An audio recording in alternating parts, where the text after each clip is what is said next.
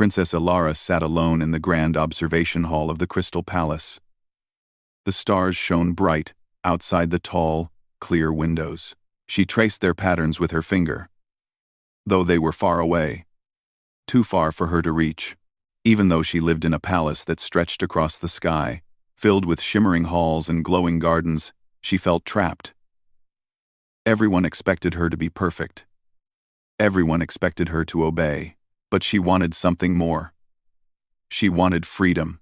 Ilara's father, Emperor Kalen, had been preparing her for years. He ruled the Lyrion Empire, a vast collection of planets, moons, and star systems. The empire was powerful, and the peace between its worlds depended on careful rules and alliances. One of these rules said that the princess must choose a partner from another species when she came of age.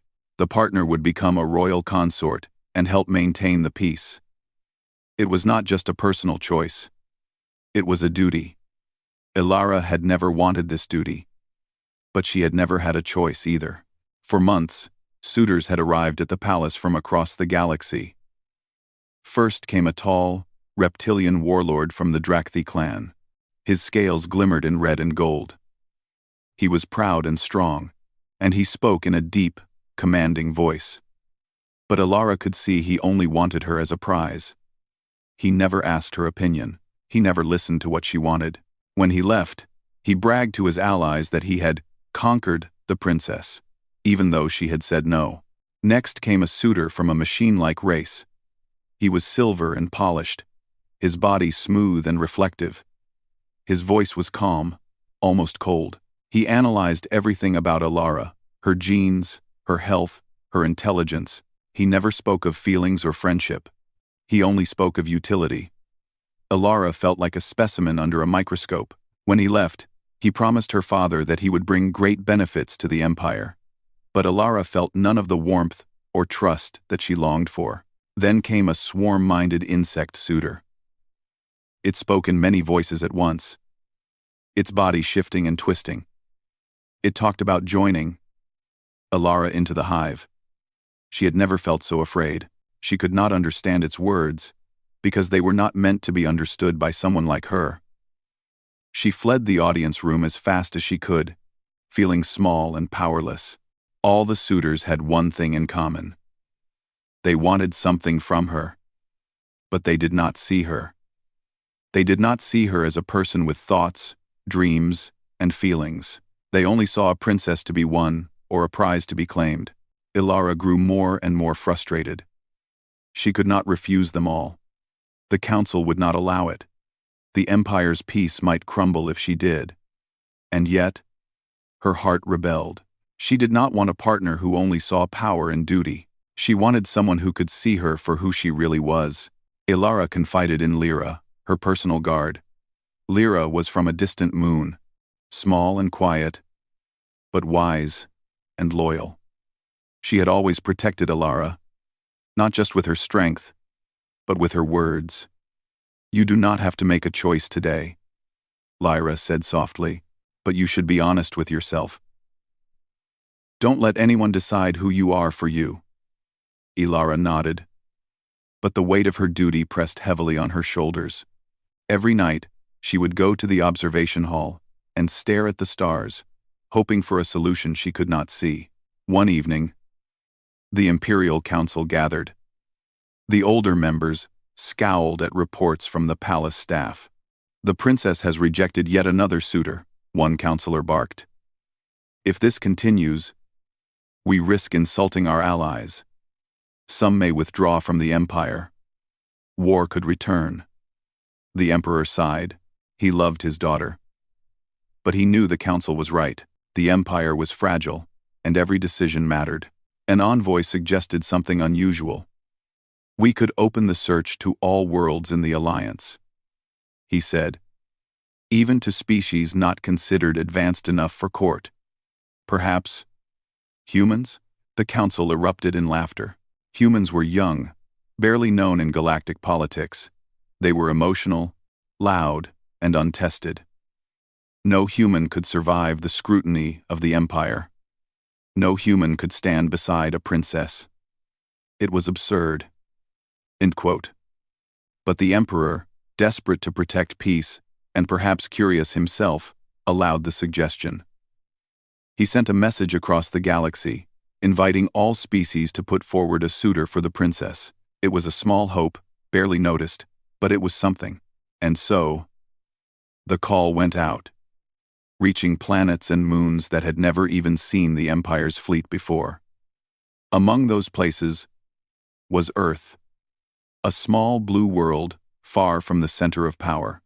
On a research station orbiting Saturn, Alex Carter worked late in the engineering bay. He was young, clever, and known for fixing things that others called impossible. Tools and wires were his friends. He loved machines because they were honest. They worked if you treated them right. And they broke if you ignored them. Life with humans was sometimes messy. But machines made sense.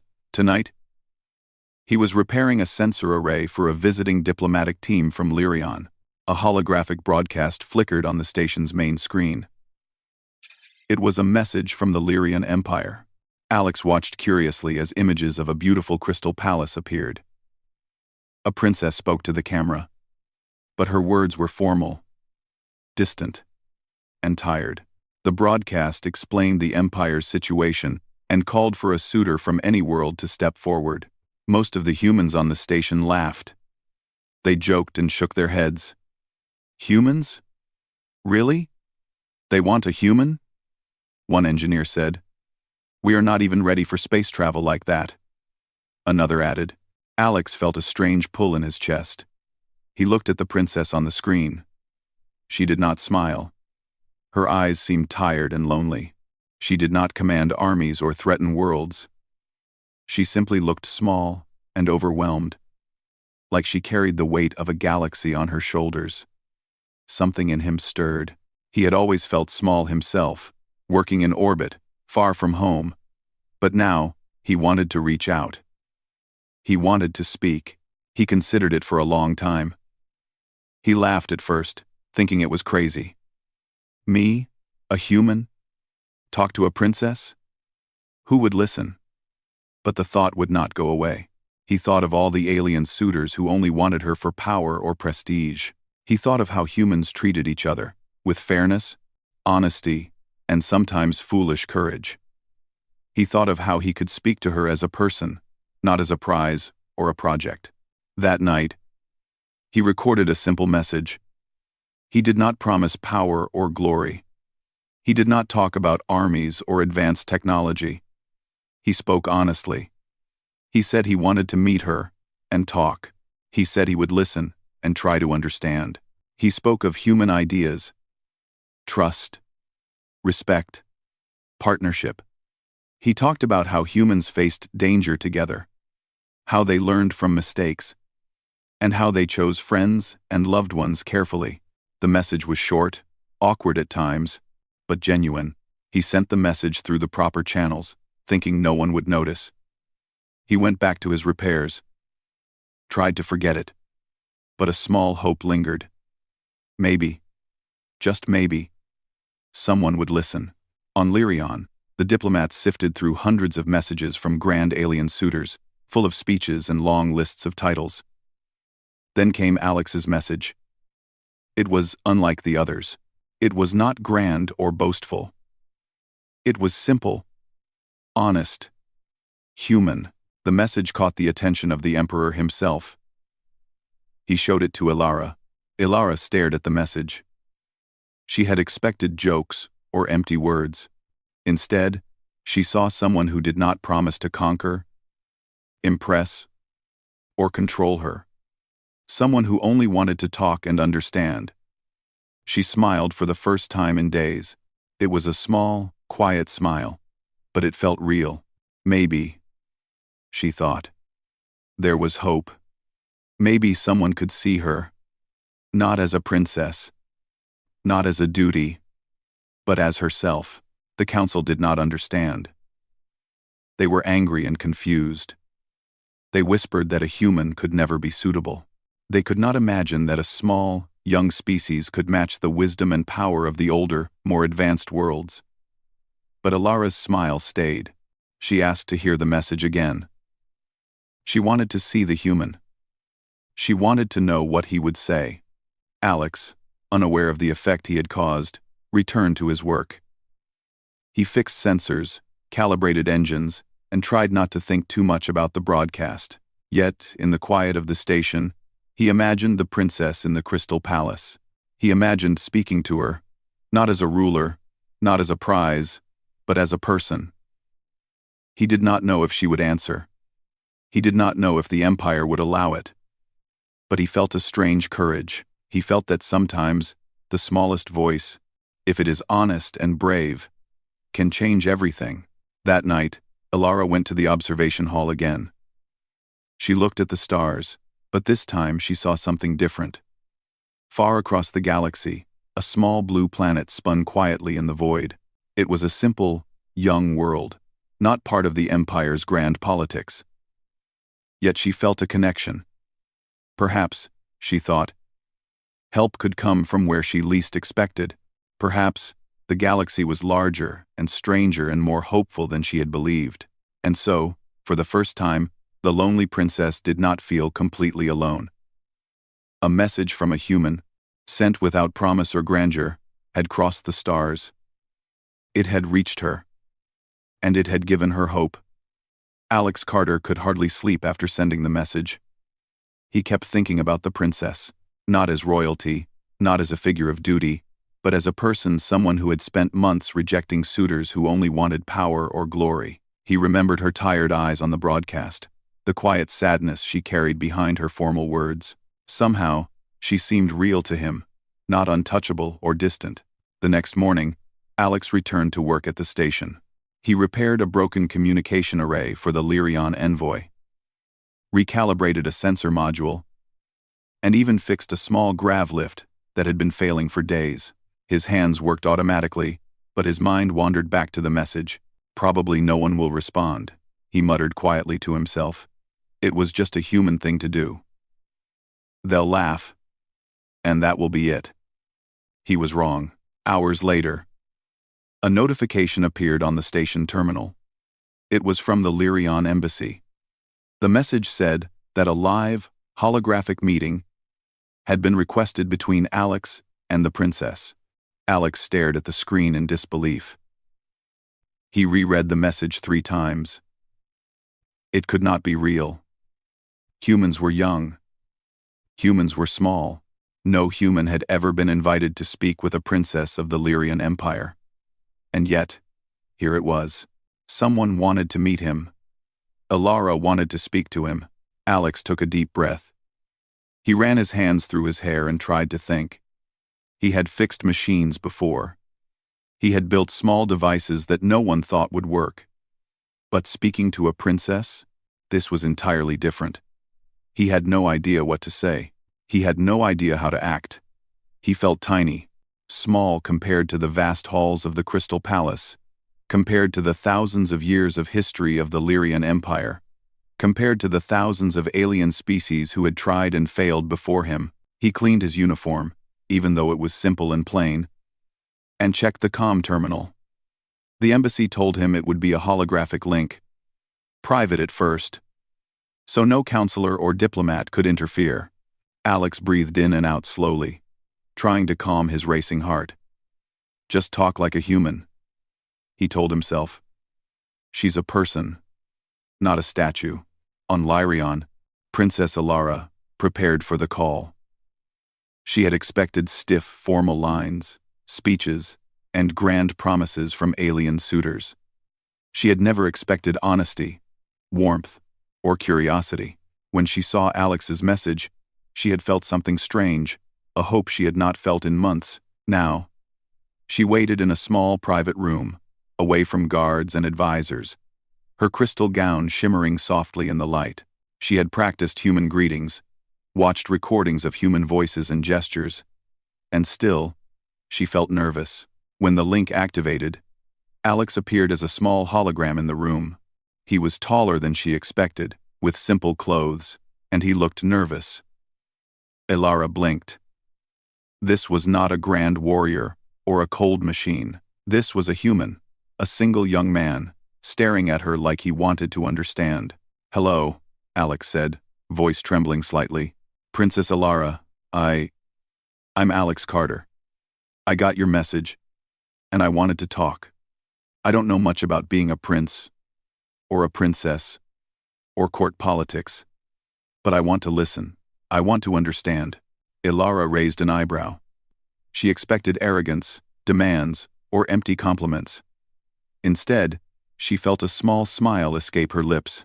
"You speak simply," she said. "Humans are strange." Alex laughed nervously. "Probably. We are strange. Sometimes we're loud.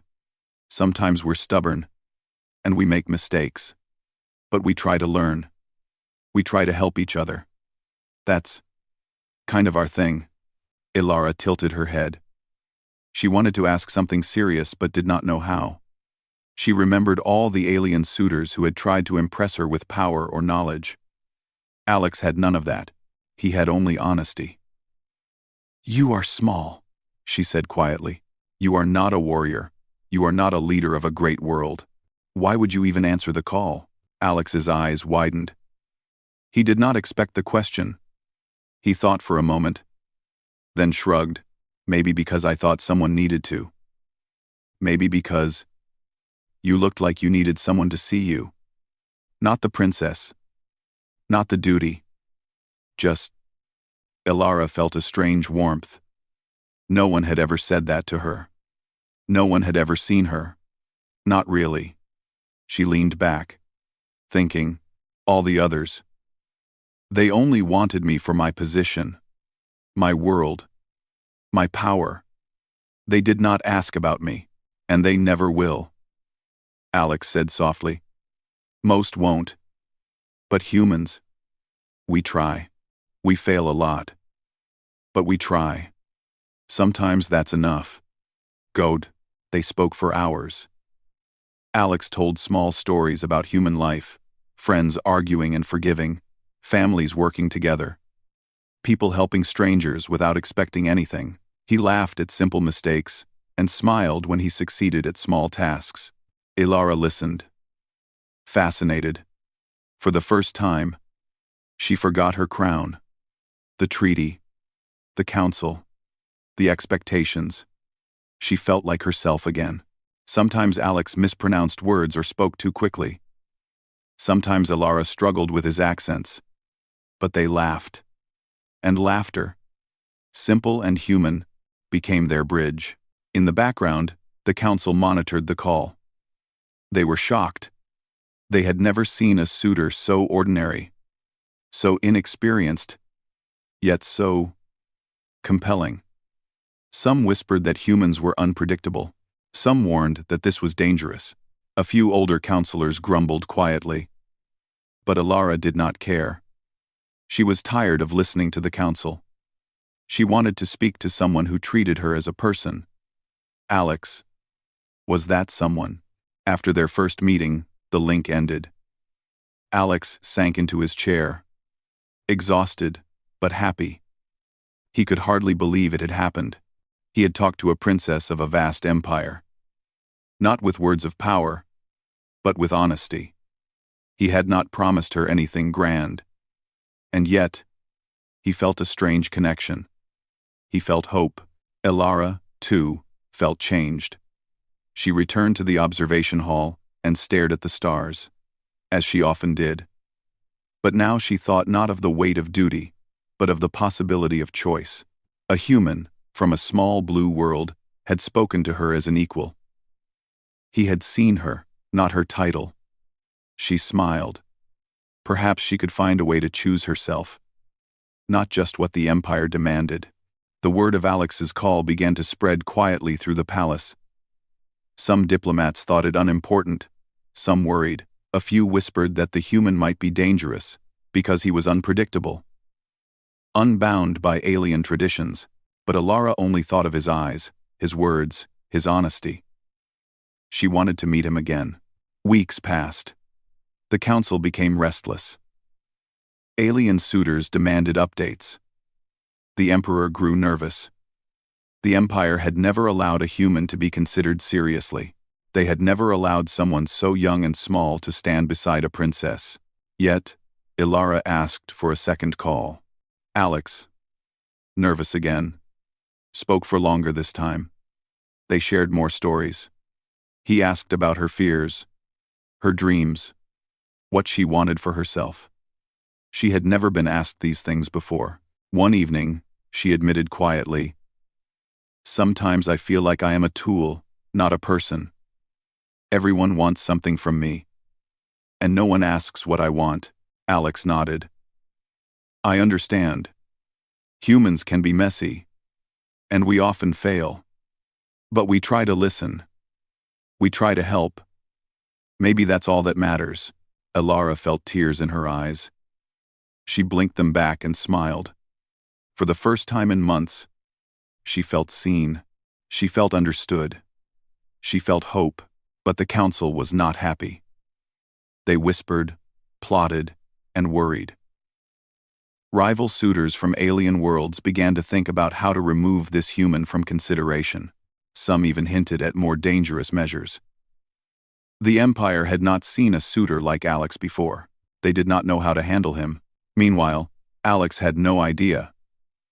He continued to repair equipment, to talk to the princess, and to learn about the Empire. He did not know the dangers that were quietly moving around him. He only knew that he wanted to understand Ilara. He only knew that he wanted to help her, in any small way a human could. For her part, Ilara began to hope. She did not know if the human could truly become her consort. She did not know if the Empire would allow it, but she knew that he had given her something no alien suitor ever had: a choice. He had shown her that someone could see her. Not as a princess, not as a tool, but as herself. And sometimes, that is enough to start changing a galaxy. Alex Carter could hardly believe what was happening. After weeks of messages and calls, he had been invited to travel to Lyrion, the capital world of the Empire, to meet Princess Ilara in person. The news came through the embassy's official channels.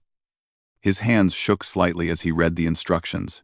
He was to prepare for a formal visit, with safety protocols, security escorts, and ceremonial procedures. It all felt overwhelming. He was just an engineer, a human from a small planet, not someone meant to walk in the halls of a galactic empire. Yet Alex felt a strange excitement. He had been honest, and it had mattered. He had spoken with the princess as an equal, and she had listened. Now, he would meet her in person. He could hardly sleep that night, thinking about what to say, how to act, and how to appear dignified while still being himself. Preparation was long and careful. Alex packed simple clothes, tools he thought might be useful, and a small personal journal. He studied the customs of Lyrion, practiced greetings, and learned basic phrases in the language of the court. He did not want to offend anyone by accident. Yet, despite all the training and research, he worried. What if he said the wrong thing? What if the princess was disappointed? What if the council did not approve? He tried to push the worries aside. The only thing he wanted was to speak to Ilara, face to face. The journey began on a small transport vessel. The crew was mixed. Humans from Earth, young species from allied worlds, and a few experienced Lyrian officers. Alex immediately set to work, helping with minor repairs and system checks. It was a long flight, passing through the outer rings of the Empire, past asteroid belts, and near glowing nebulae. He watched the stars through the viewports, thinking about the princess, about the message he had sent, and about the strange, unexpected path that had led him here. He began to notice that not all members of the crew were friendly. Some whispered about humans being reckless and inexperienced. Some questioned why a human, who had barely left Earth orbit, was even considered for a royal visit. Alex ignored the whispers. He worked hard, helped wherever he could, and kept his focus on the journey and on meeting Ilara. A few days into the voyage, disaster struck. One of the engine modules failed suddenly. Alarms blared, lights flickered, The vessel shuddered violently as it drifted close to a dense nebula. Panic spread among the crew. Some species froze, unable to act. Others shouted orders. But no one seemed able to fix the problem. Alex felt his heart race. He looked at the control panels, the broken module, and the failing systems. He felt fear. Yes, but also clarity. He knew what to do. He ran to the engine room. The failure was serious. Several circuits had overloaded, and some critical power lines were damaged. Others had tried to fix it, but they did not understand the system as he did. Alex thought quickly. He disconnected the damaged lines, rerouted power through auxiliary channels, and used simple tools to stabilize the circuits. He worked fast, giving calm instructions to those around him. "Hand me that wire," he said. "Hold it steady. Don't panic. Just follow my lead." Slowly, the systems began to stabilize. The ship stopped shuddering. Lights returned, and the engines hummed steadily. The crew, exhausted and grateful, looked at Alex with new respect. The officers who had doubted him nodded silently. He had saved the transport vessel. He had saved their lives. He simply wiped his hands and returned to the control room, feeling a mix of relief and exhaustion. When they finally arrived at Lyrion, the palace was even more magnificent than he had imagined. Towers of crystal reflected the suns, gardens floated in the air, and bridges stretched across the sky. Alex felt small again, but this time, in a different way. It was not fear, but awe. He had come so far from his small blue planet, yet here he was, a human, standing in a place that few from his world would ever see. He was escorted to the audience hall for a preliminary evaluation by the Imperial Council. The room was vast, filled with alien officials and diplomats from many worlds. Some looked at him with curiosity, some with disbelief, some with disdain. They asked questions. Some were simple. "What are your skills? What can you offer the princess?" Others were more subtle, testing his honesty, his patience, his understanding of alien customs. Alex answered simply and truthfully. When he did not know something, he admitted it. When asked about his experiences, he told small stories of human life, work, and learning. The council watched him closely. Some tried to trick him, but Alex's honesty and calm demeanor impressed many. He spoke as a human, not as a diplomat, not as a warrior, not as a suitor, seeking power. He spoke as himself. Princess Alara observed all of this from a private chamber. She watched him interact with the council and the diplomats. She saw the way he listened carefully, the way he respected others, the way he solved problems. She felt admiration and relief. He was not just words and hope, he was action and courage. She realized again why she had smiled at his message. He was not perfect, but he was real, and he cared. Just as the evaluations were finishing, the palace was suddenly attacked. Alarms blared. Guards shouted. Explosions rocked the halls. Extremist factions, angry that the princess had not chosen one of the traditional alien suitors, had attempted to force their will. Alara's heart raced. She was separated from many of her guards and trapped in a wing of the palace. Smoke filled the hallways. Debris blocked some passages. She thought she would never escape. Alex, nearby in the hall preparing for a meeting with the council, heard the alarms. Without hesitation, he ran toward the danger. He did not think about personal safety. He thought only of the princess and the people around him. He reached the damaged corridors and saw Alara struggling with falling debris. Instinctively, he ran to her side. "Princess, stay close to me," he shouted. He lifted a heavy piece of rubble from the pathway, clearing the way. Alara stumbled, but followed. They navigated the smoke-filled halls, Alex guiding her through the broken palace, using his quick thinking and simple human solutions to overcome obstacles. He rigged temporary supports from fallen beams, created makeshift ropes, and instructed guards and servants to move carefully. The chaos around them was frightening. But Alex's calm and decisive actions inspired others. Alien guards who had doubted him before now worked alongside him, trusting his instincts. Slowly, they reached a safe section of the palace, away from the worst of the attack. Alara leaned against him, exhausted but safe. She realized that he had risked his life to protect her. Not for power, not for recognition, not for the Empire, but for her. When the palace was secured and the attackers driven back, the council had no choice but to recognize the human's courage. Reports spread quickly. Alex Carter, a young human from a small blue world, had saved the princess and helped protect the palace. Whispers ran through the halls. Diplomats and council members who had mocked him before now spoke in cautious respect. Some still doubted, but many could not ignore the truth. Alara found a quiet moment to speak to Alex. She looked at him, still catching his breath from the escape. "You did not have to risk yourself," she said softly. "Yet you did." "Why?" Alex shrugged, tired and covered in dust. "Someone needed to do it. It was the right thing. It felt like what humans call duty, or maybe just care. I didn't think. I just acted." Alara smiled faintly. She had seen many suitors, many warriors, many leaders, but none had acted like this. None had shown such bravery without thinking of reward or glory. She realized more and more why she had responded to his message. He saw her. And he acted, not as a suitor, but as a human being. That night, she returned to the observation hall, her hands still shaking slightly.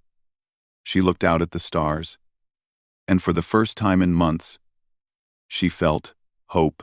A small human, from a tiny world, had reached across the galaxy, had spoken to her, had acted to protect her. And she thought, maybe the galaxy could change. Maybe the Empire could change. Maybe she herself could choose her own path. Alex, meanwhile, was exhausted in his quarters.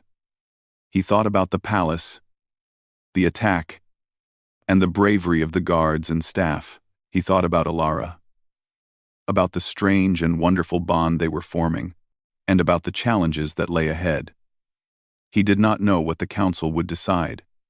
He did not know if he would be accepted as a suitor in the eyes of the Empire, but he knew one thing. He had acted with honesty, with courage, and with care. That was all he could do. As he closed his eyes to rest, he imagined the next steps. Meetings, evaluations, more speeches, more challenges. But he also imagined the princess, smiling quietly, and the possibility of a new kind of partnership. He thought about how humans face impossible odds and keep trying.